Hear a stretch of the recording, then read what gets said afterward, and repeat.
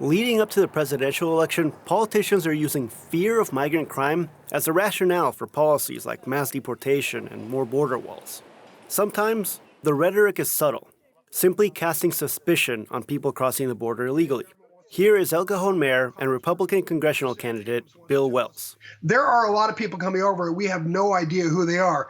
And it stands to reason that many of them will be criminals. And sometimes it's much more overt, like former President Donald Trump at this year's Republican National Convention. They're coming from prisons. They're coming from jails. They're coming from mental institutions and insane asylums.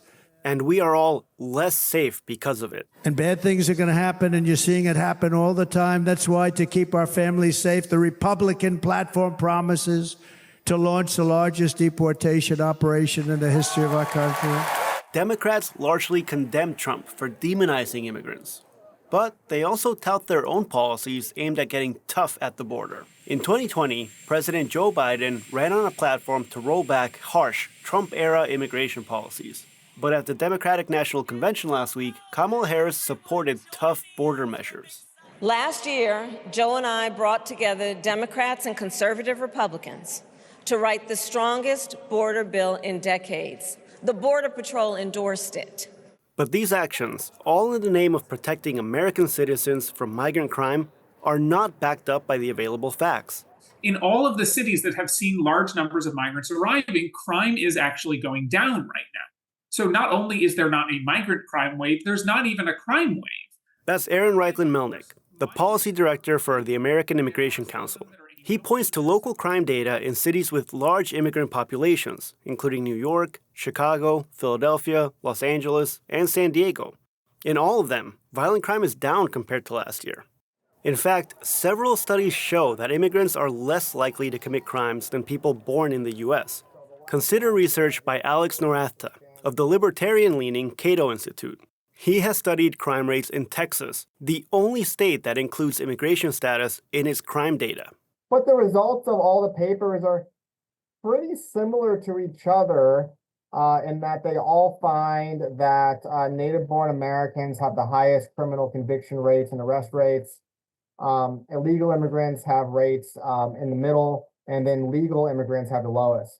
Norathta's research shows that undocumented immigrants in Texas are 26% less likely to be convicted of homicide compared to people born in the U.S., and legal immigrants are 60% less likely. And what I show in this research is that as a policy, or if the goal is to reduce violent and property offenders, mass deportations of illegal immigrants will not reduce the crime rate. But even these hard facts can be no match for America's centuries-old anti-immigrant narrative. At various points in history, Irish, Italian, and Japanese immigrants have all been considered threats to public safety. And one way politicians like Trump stoke fear is to cherry-pick examples of gruesome, horrific crimes committed by immigrants. Here again is Reichlin-Melnick. And of course, there have been individual incidents which are truly horrific.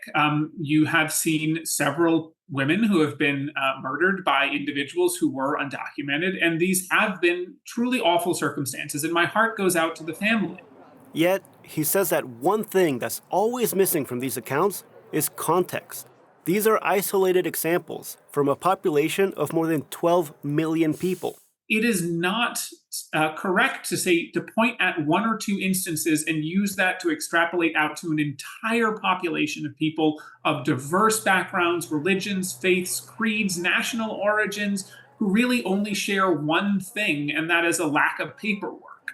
Experts like Reichlin-Melnick and Norathta say they will continue to confront lies with disinformation. They believe it's important to keep reminding people of what is true, what is not true, and what we simply don't know yet. Gustavo Solis, KPBS News.